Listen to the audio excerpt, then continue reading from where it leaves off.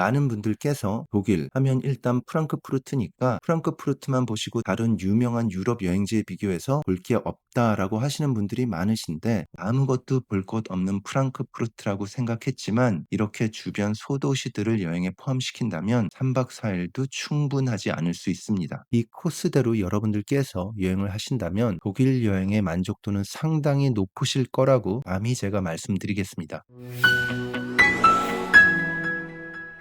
최근에 유명 관광지에서의 오버 투어리즘이 사회적인 문제가 되고 있습니다. 오버 투어리즘, 이게 뭐냐면 아주 간략히 설명을 드리면 세계 여행에 대한 장벽이 낮아진 거예요. 약간의 과장을 섞어서 누구든지 마음만 먹으면 세계 여행을 할 수 있는 시대가 된 겁니다. 그러다 보니까 전 세계적으로 특히 유명한 관광지의 경우는 더 그렇겠죠. 관광객들의 수가 폭발적으로 증가하게 된 거예요. 그러다 보니까 최근에 바르셀로나에서는 물총 시위가 생기기도 했었죠. 저 같으면 억울하고 아주 화가 날 것 같습니다. 내 돈 내면서 관광하는데 이런 대접을 받는다는 게 정말 기분이 나쁠 것 같아요. 또 굳이 이런 시위가 없을 때라 하더라도 관광객들이 너무 많아지다 보니까요, 이게 과연 유럽 여행을 하는 건지 아니면 그냥 인파에 휘둘리면서 돌아다니는 건지 모를 정도로 복잡할 때가 많습니다. 그러다 보니까 저 같은 경우는 유럽 여행을 할 때 이런 유명 관광지보다는 소도시 여행을 더 선호합니다.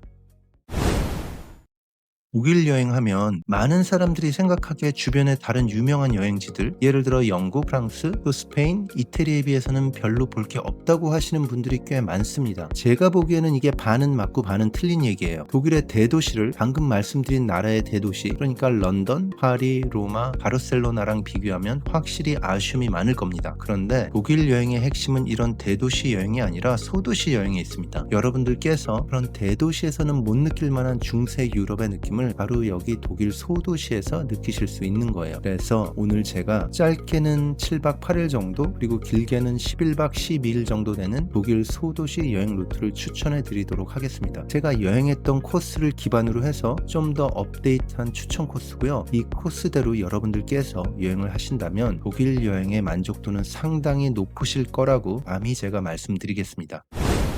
먼저 유럽행, 여기서는 독일행이죠. 항공편을 예약하실 때 가능하시면 하나의 도시에서 왕복으로 항공편을 예약하는 걸 저는 추천드리지는 않습니다. 단 그 딱 한 도시만 보시겠다면 예외일 겁니다. 그런데 그 도시만 보는 게 아니라 주변의 다른 여러 도시들 아니면 또 다른 나라를 보고 싶으시다면 꼭 오픈조로 해서 예약하시는 걸 추천드립니다. 그러니까 예를 들어서 독일 프랑크푸르트로 들어가시고 나올 때는 프랑크푸르트가 아닌 뮌헨으로 나오시는 거죠. 아니면 반대로 뮌헨으로 들어가셨다가 나올 때는 프랑크푸르트로 나오셔도 되는 거고요. 이렇게 하시잖아요. 그러면 주변 여러 여행지를 돌아다니시다가 굳이 다시 원래 처음에 도착했던 그 도시를 돌아올 필요가 없기 때문에 여행 루트를 짜시기에 많은 장점이 있습니다. 이렇게 예약을 하시잖아요. 그러면 제가 소도시 여행 루트를 추천한다고 했지만 당연히 하나 프랑크푸르트 또는 두 개, 프랑크푸르트랑 뮌헨, 이렇게 하나나 두 개 독일의 큰 도시들이 여러분들의 여행 루트에 포함될 거예요. 오늘 루트에서는 방금 말씀드린 프랑크푸르트 그리고 뮌헨이라는 두 개의 대도시가 포함이 될 겁니다. 이렇게 해서 항공편을 예약하셨잖아요. 그 다음으로 결정하셔야 될 게 대중교통으로 여행을 할지 아니면 렌트카를 이용해서 여행을 할지를 결정을 하셔야 되는 거죠. 제가 오늘 영상에서 추천드리는 소도시 여행 같은 경우는요, 가능하면 렌트카를 이용하시는 걸 추천드립니다. 이게 유럽 같은 경우는 대도시에서 대도시를 여행할 때는 기차와 같은 대중교통을 이용하시면 쉽게 이동이 가능합니다. 그런데 이번 여행은 크고 유명한 대도시만을 여행하는 게 아니라 알려지지 않은 소도시도 여행을 하셔야 되잖아요. 이런 소도시 같은 경우는 만약에 대중교통을 이용하면요, 차로는 2시간이면 가는데 기차로는 4, 5시간을 이동해야 되는 곳들도 있습니다. 그게 왜 그러냐면 여러 번 갈아타야 되고 또 시간이 맞지 않기 때문에 결국은 4, 5시간까지 소요되는 경우가 있는 거죠. 그러다 보니까 제가 추천드리는 이 소도시를 대중교통으로 다니면서 여행하시는 건 쉽지 않을 수도 있을 거예요. 물론 불가능하진 않습니다. 하지만 이거는 아시고 여행 계획을 짜시는 걸 추천드립니다. 그리고 다음으로 생각해야 될 거는 호텔의 위치는 어디로 할까인데, 여러분들이 유럽 여행을 하실 때 호텔 위치를 찾으시잖아요. 무조건 구시가지를 걸어서 갈 수 있는 곳으로 하세요. 영어로는 올드타운, 구글 맵에서 그 도시 이름을 치고 올드타운이라고 치면 나올 겁니다. 아예 구시가지 안에 있거나 아니면 구시가지를 걸어서 갈 수 있는 거리에 있는 숙소를 예약하시는 걸 추천드립니다.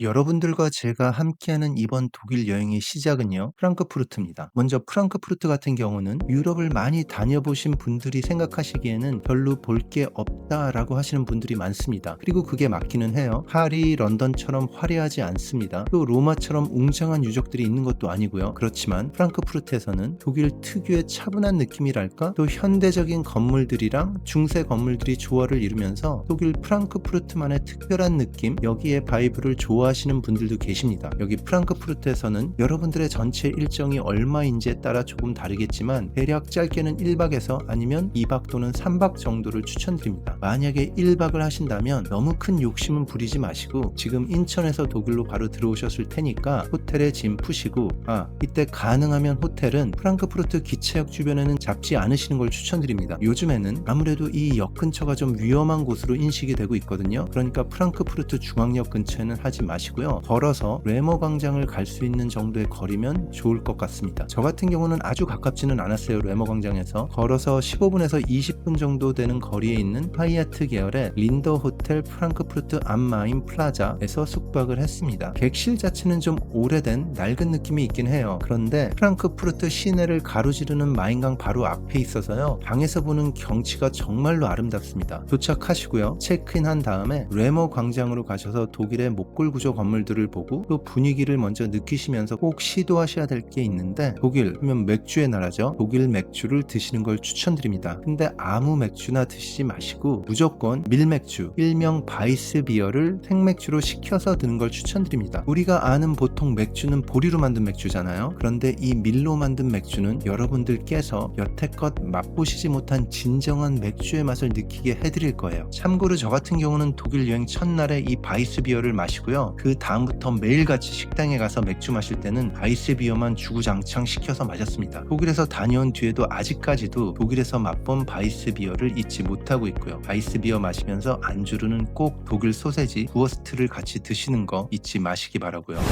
프랑크푸르트를 관광하셨으면 이제는 프랑크푸르트 인근의 소도시를 여행할 겁니다. 이때 프랑크푸르트 인근에 있는 소도시를 여행하는 방법은 두 가지가 있겠죠. 하나는 프랑크푸르트에서 1박만 한 다음에 주변 소도시로 떠나는 거고요. 또 다른 하나는 프랑크푸르트에서 2박 3일 아니면 3박 4일 정도 있으면서 프랑크푸르트를 기점으로 해서 주변 소도시를 왔다 갔다 하면서 여행하시는 거예요. 이건 개인 선호도에 따라서 결정하시면 됩니다. 어떤 분들은 호텔을 1박만 이용하면서 이동하시는 걸 좋아하지 않는 분들도 계시거든요. 며칠 동안 하나의 숙소에 머물면서 좀 더 안정적인 느낌으로 여행하시는 걸 좋아하는 분들도 계시니까, 이런 분들이시라면 숙소를 프랑크푸르트에 잡아두시고 주변 소도시를 여행하시면 되고요. 그게 아니라 굳이 프랑크푸르트를 다 봤는데 내가 왜 여기 있을 필요가 있냐라고 하시는 분들이시라면 프랑크푸르트에서는 1박만 하시고 다른 소도시로 가서 그곳에서 또 1박을 하시면 되는 거죠. 그러니까 이건 여러분들의 여행 취향에 따라서 결정하시면 되는 겁니다. 여기 프랑크푸르트 인근에는 볼만한 소도시가 의외로 꽤 많습니다. 먼저 프랑크푸르트랑 바로 붙어있는 마인츠, 여기는 렌트카가 없으시더라도 프랑크푸르트 중앙역에서 기차로 가시면 대략 30분 정도 걸리는 거리에 있습니다. 라인강 남쪽에 위치했고요. 역사 그리고 문화가 풍부한 도시예요. 제 영상에서 각각 도시에 대한 자세한 설명까지는 드리지 않을게요, 시간상. 그러니까 궁금하신 분들께서는 다른 여러 유튜브 영상에 나와 있을 테니까 검색해 보시면 큰 도움이 될 겁니다. 그런데 마인츠에 가시면 꼭 보셔야 될 게 하나 있는데, 유럽 인쇄 혁명을 가져다준 구텐베르크 박물관을 가보시는 걸 추천드려요. 우리나라에서 세계 최초의 금속 활자가 나왔고 유럽에서는 첫 금속 활자가 바로 독일의 구텐베르크에 의해서 발명됐습니다. 그리고 마인츠 말고 또 추천드리는 도시, 사실 여기는 도시라고 하기보다는 마을이라고 하는 게 더 맞는 것 같아요. 이 추천 도시는 어딨냐면, 마인츠 같은 경우는 프랑크푸르트에서 남서쪽에 있는데 여기서 서쪽으로 조금만 더 가면 리데스하임이라는 작은 마을이 있습니다. 그런데 이동 루트가 마인츠에서 기차로 가기에는 한번 갈아타서 가야 됩니다. 차라리 프랑크푸르트에서 리데스하임으로 바로 가는 거나 아니면 마인츠에서 리데스하임으로 가는 거나 시간상으로는 큰 차이가 없더라고요. 대략 1시간 10분 정도 걸리는 거리입니다. 여기서 제가 리데스하임을 가시라고 하는 게, 여기는 라인 강변에 있는 아름다운 와인 마을이거든요. 케이블카를 타고 포도밭을 가로질러서 전망대까지 올라가시면 여러분들께서 유럽 여행을 하시면서 보기 어려운 경치를 보실 수 있을 거예요. 라인강 그리고 주변 경관, 그리고 강변에 있는 아름다운 마을 풍경을 감상하실 수 있는 겁니다. 개인적으로 마인츠랑 리데스하임 둘 중에 하나 고르라고 하면 여기 리데스하임을 고를 것 같아요. 리데스하임을 가신다면 마을 안에 있는 번화가인 브로셀 골목이 상당히 유명합니다. 아기자기한 골목인데 이 좁은 골목 양편에 와인샵 그리고 레스토랑이 가득해요. 워낙에 여기 리데스하임이 독일에서 포도밭으로 유명한 마을이다 보니까 주변에 와인 파는 곳도 많고 또 무료 와인 시음도 가능하다고 하더라고요. 이 다음으로 추천드리는 곳은 어떻게 보면 여기는 하나의 패키지라고 할 수 있습니다. 두 개 소도시 그리고 로맨틱 라인이라고 불리는 라인 강변 드라이브 코스를 하루 동안 가는 여행 루트인데 당연히 이 루트로 가시려면 렌트카가 있어야 됩니다. 그래야 라인 강변 드라이브를 할 수 있으니까요. 아니면 렌트카가 힘드시다면 로맨틱 라인 강변 드라이브 코스를 포기하시고요. 기차로 두 개 아름다운 소도시를 가실 수는 있습니다. 프랑크푸르트에서 북서쪽으로 기차로 40분 거리에 있는 이드슈타인 여기에 오시잖아요. 마치 독일 중세 세트장에 오신 것 같은 착각을 할 정도로 아름다운 모골 구조 건물들을 보실 수 있을 거예요. 근데 여긴 정말 작은 소도시거든요. 여기만 오기 위해서 시간을 보내시기는 좀 아까울 수도 있습니다. 그러니까 이드슈타인까지 오신다면 여기만 방문하시지 말고 여기서 북쪽으로 30분 정도에 있는 림부르크도 꼭 가시는 걸 추천드려요. 여기 역시 숨겨져 있는 독일 프랑크푸르트 인근에 있는 소도시로 아주 아름다운 구시가지, 또 독일의 전통 목골 구조 건물, 그리고 림부르크 대성당으로 유명한 도시입니다. 프랑크푸르트에서 직접 오면요 대략 기차로 1시간 정도 걸리는 거리죠. 그러니까 여러분들께서 프랑크푸르트 시내에서 오전에 출발을 하셨잖아요. 그러면 이드슈타인 보시고 림부르크로 와서 점심을 드셔도 괜찮고요. 그 다음에는 점심 식사 후에 라인 강변 쪽으로 운전대를 돌리시면 되는 거고요. 시간적 여유가 있으시면 여러분들의 라인 강변 드라이브 코스 시작할 때 코블렌츠라는 소도시가 있거든요. 여기도 보시는 걸 추천드리지만 일정상 모든 도시를 보는 건 힘들 수도 있습니다. 그건 여러분들의 일정에 따라서 잘 조율하시면 될 것 같고요. 여기 코블렌츠에서 라인강을 쭉 따라 내려가서 리데스하임까지의 라인강 코스를 로맨틱 라인이라고 불리는 아주 유명한 리버 크루즈 코스예요. 우리는 크루즈는 하지 않지만 여기를 차로 드라이브하면서 즐기는 겁니다. 여기 강변을 드라이브 하시다 보면 절벽 위에 우뚝 솟은 중세시대 고성들을 많이 만나실 수 있습니다. 이 고성들이 한때는 통행료를 받던 요새였는데 지금은 어떤 성들은 박물관, 또 어떤 성들은 호텔 등으로 활용되고 있으니까 혹시라도 여러분들 중에서 이런 중세시대 성에서 숙박을 해보시고 싶으시잖아요. 여기 로맨틱 라인에서 찾아보시면 좋을 거예요. 저 같은 경우는 프랑크푸르트에서 좀 늦게 출발했어요. 그러다 보니까 이드슈타인 거치고 림부르크 거치고 라인 강변을 드라이브하면서 내려가다가 이미 저녁 시간이 중간에 되더라고요. 리데스하임까지 가기는 어려웠습니다. 그래서 가다가 보파드라는 작은 마을이 나오더라고요. 여기서 저녁 식사를 했습니다. 그냥 구글 지도에서 대충 평점 보고 찾은 레스토랑이었거든요. 근데 꽤 만족했어요. 독일 전통 돈가스인 슈니첼을 먹고요. 또 당연히 바이스비어를 마셨고요. 그런데 만약에 여러분들께서 리데스하임을 안 보시고 이 코스로 오셨잖아요. 그렇다면 저녁을 리데스하임까지 가신 다음에 하시는 것도 좋은 선택이지 않을까 싶습니다. 방금 말씀드린 이드슈타인에서 시작해서 림부르크 거치고 또 로맨틱 라인 드라이브를 하셨잖아요. 만약에 여러분들께서 프랑크푸르트에 숙박을 하시면 조금 전 말씀드린 대로 가는 길에 리데스하임 가셔서 저녁을 먹고 프랑크푸르트로 가시는 걸 추천드리고요. 프랑크푸르트에서 이미 체크아웃 하셨잖아요. 그러면 리데스하임에서 저녁을 드시고 하이델베르크로 가시면 됩니다. 그리고 거기서 숙박을 하는 거죠. 하이델베르크는 프랑크푸르트에서 기차로 50분 정도 되는 거리에 있거든요. 그러니까 프랑크푸르트에서 숙박을 하신다면 그냥 하루 동안 왔다 갔다 하셔도 되는 곳입니다. 대신에 무조건 와야 될 소도시 중에 하나예요. 어떻게 보면 제가 여태껏 소개해드린 프랑크푸르트 인근에 있는 소도시들보다 가장 유명한 곳입니다. 대신에 유명한 만큼 사람들도 많을 수 있다는 거는 참고하시길 바라고요. 여기는 소도시이면서 아주 유명한 관광지란 얘기입니다. 유서 깊은 하이델베르크 성이 있고 이 하이델베르크 성의 일부는 2차 세계대전에 의해서 폐허가 되기도 했는데 그것 때문에 어떻게 보면 더 멋져 보이기도 하더라고요. 그리고 하이델베르크 성 안에 세계에서 가장 큰 와인통도 있습니다. 이 하이델베르크 성을 보시고 또 덤으로 아름다운 하이델베르크 도심을 관광하시는 것도 기억에 많이 남으실 거예요. 이렇게 프랑크푸르트 인근에 있는 소도시를 보시는데 2박 3일에서 3박 4일 정도 잡으시는 걸 추천드립니다. 사실 방금 제가 말씀드린 도시들을 모두 본다면 2박 3일은 당연히 좀 타이트하겠죠. 그래서 3박 4일 정도 잡으시는 걸 추천드리고 이게 여러분들께서 여행하실 때 조금이라도 여유를 가지면서 즐기시면서 여행하실 수 있을 거예요. 아무것도 볼 곳 없는 프랑크푸르트라고 생각했지만 이렇게 주변 소도시들을 여행에 포함시킨다면 3박 4일도 충분하지 않을 수 있습니다.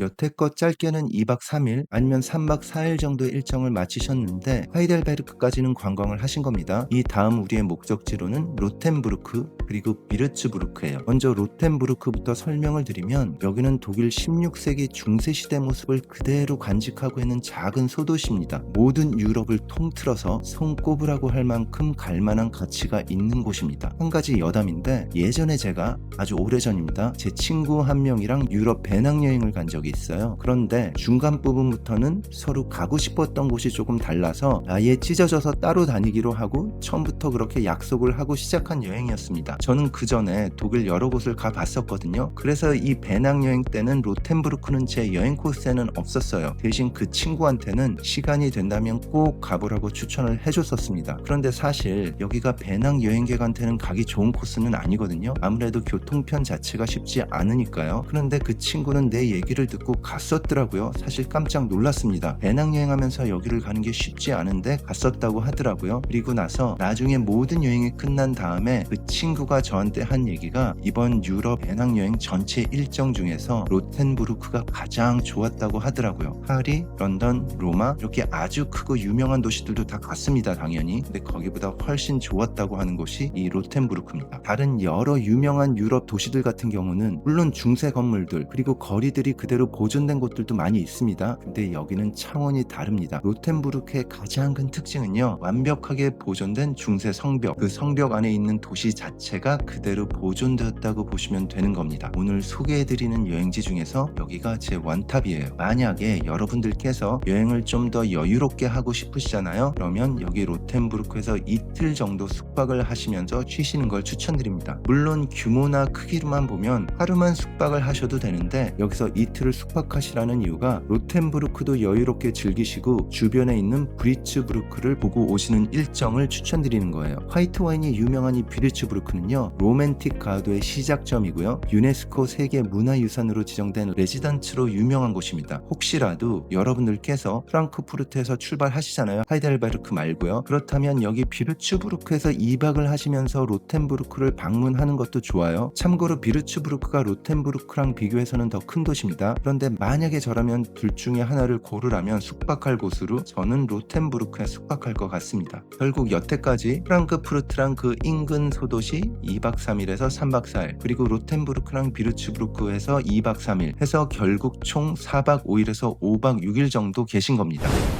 다음 목적지로는 뉘렌베르크랑 밤베르크 이 두 도시를 갈 겁니다. 먼저 뉘렌베르크 같은 경우는요, 바이에른주의 미넨 다음으로 큰 도시예요. 인구는 50만 명이 조금 넘는데 여기는 중세시대 신성 로마 제국의 중요한 중심지였습니다. 이렇게 경제, 문화적으로 꽃피우던 이곳이 20세기에 히틀러가 사랑한 도시가 되면서 나치의 전당대회가 자주 열리게 되면서 어두운 역사를 품은 도시가 되었어요. 근데 사실 제가 이번에 뉘렌베르크 갔을 때는 저에게 있어서는 그렇게 독일 다른 도시들에 비해서 관광지로서는 약간 아쉽다는 느낌이 들었습니다. 그리고 제가 아는 독일 분이 있는데 그분도 뉘렌베르크보다는 비르츠부르크를 가면 더 좋을 거다라고 추천을 해줬어요. 그래서 만약에 여러분들 일정이 제가 오늘 설명드리는 이 도시들을 다 품지 못하시잖아요. 그리고 뉘렌베르크 또 비르츠부르크 둘 중에 하나를 골라야 된다면 제 추천은 비르츠부르크입니다. 그런데 여기 뉘렌베르크에서 기차로 3-40분 거리에 있는 암베르크는 무조건 가셔야 돼요. 저 같은 경우는 이번 독일 여행에서 숙박을 뉘렌베르크에서 하고 암베르크를 하루 방문했었거든요. 만약에 다음에 갈 기회가 생긴다면 암베르크에서 꼭 숙박을 하고 싶은 생각이 들더라고요. 뉘렌베르크보다 비교할 수 없을 정도로 작은 도시지만 풍부한 역사와 아름다운 풍경으로 독일의 베니스라고 불리는 아주 매력적인 도시입니다. 여기 밤베르크의 가장 큰 특징은 2차 세계대전 중에 폭격을 피할 수 있었던 독일의 몇 안 되는 소도시예요. 그래서 중세 건물이 그대로 보존된 소도시입니다. 그리고 이런 역사적 가치를 인정받아서 도시 전체가 1993년에 유네스코 세계 문화유산으로 지정되었습니다. 여태까지 총 6박 7일 또는 7박 8일 정도의 일정을 소화하셨어요. 이번에는 이동을 남쪽 뮌헨으로 할 겁니다. 그런데 만약에 여러분들한테 시간적 여유가 있잖아요. 그러면 뉘렌베르크랑 뮌헨 사이에 있는 레겐스부르크를 1박 2일 정도의 일정으로 들리시는 것도 좋습니다. 그리고 시간적 여유가 없으시다면 바로 뮌헨으로 들어가시는 거고요. 여기 레겐스부르크 힌든부르크도 2차 세계대전 중에 폭격을 피하면서요, 도시 전체가 유네스코 세계문화유산으로 지정된 중세시대 모습이 아주 잘 보존된 소도시입니다. 뉘렌베르크에서 뮌헨은 대략 2시간 정도 걸려요. 레겐스부르크에서 뮌헨은 1시간 20분 정도 걸리고요. 여기 뮌헨을 오시게 되면 아주 적게는 2박 3일, 그런데 가능하다면 3박 4일 정도 머무시는 걸 추천드려요. 이게 2박 3일이 적을 수밖에 없는 게, 뮌헨에 들어오는 날 첫날 호텔 체크인하는 거 고려하면 아주 바쁘게 여러분들께서 돌아다니시지 않는 이상 그 다음날 하루밖에 없는 거예요. 제대로 관광하시는 날은. 마지막 날은 체크아웃하고 공항 가셔야 되잖아요. 문제는 여기까지 오셨으면 뮌헨만 보시면 안 되고 헤센 지방으로 가셔서 세계에서 가장 아름답다고 한 성이 있죠. 디즈니 성의 모티브가 된 노이슈반슈타인 성을 꼭 보러 가셔야 됩니다. 단 여기는 대중교통, 그러니까 기차로 가기는 시간이 안 좋거든요. 교통편이. 가능하시면 꼭 차를 가지고 이동을 하시거나, 아니면 잘 찾아보시면 뮌헨에서 왕복 교통편을 제공해주는 여행사가 있을 거니까 한번 확인해 보시는 걸 추천드리고요. 히센 지방을 가시잖아요. 여기 노이슈반슈타인 성 말고 린더호프 궁전도 가시는 걸 추천드립니다. 이 두 곳, 그러니까 노이슈반슈타인 성 그리고 린더호프 궁전 모두 건축 덕후인 루드비히 2세가 지은 건축물이에요. 여기 린더호프 궁전 같은 경우는 다른 궁전에 비해서는 비교적 작아요. 이게 왜냐면 여기 린더호프 궁전은 사실 실제 궁전이라기보다는 별장이거든요. 하지만 루드비히 2세가 가장 많은 시간을 보낸 곳이니만큼 아주 아름다운 곳입니다. 베르사유 궁전을 모티브로 해서 지었다고 하더라고요.